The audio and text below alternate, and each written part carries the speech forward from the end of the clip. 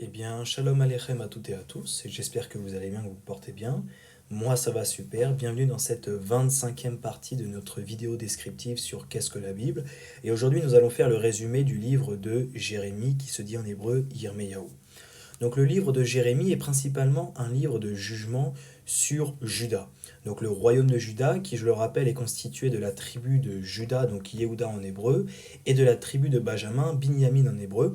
Et c'est de là qu'est tiré le terme juif, car le terme juif veut tout simplement dire celui qui fait partie du royaume de Juda. Je ferme la parenthèse, à cause de son idolâtrie continue.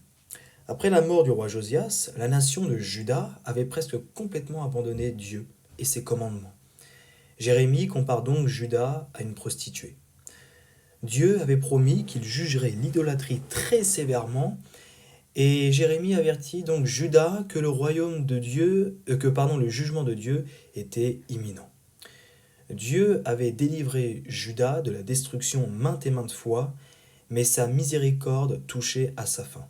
J'ouvre juste une petite parenthèse. Dans un monde où, effectivement, pour une cérémonie sportive les plus connues dans le monde, on se moque ouvertement de la Bible et du Dieu de la Bible, je pense que la miséricorde va bientôt toucher à sa fin pour ce type de personnes.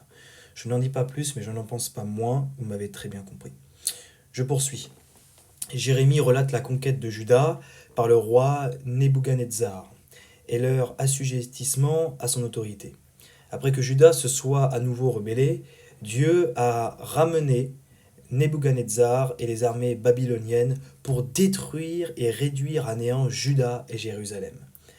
Même au travers de ce jugement sévère, Dieu promet le rétablissement de Juda et son retour dans le pays que Dieu lui a donné, à savoir la terre d'Israël, et non pas la Palestine.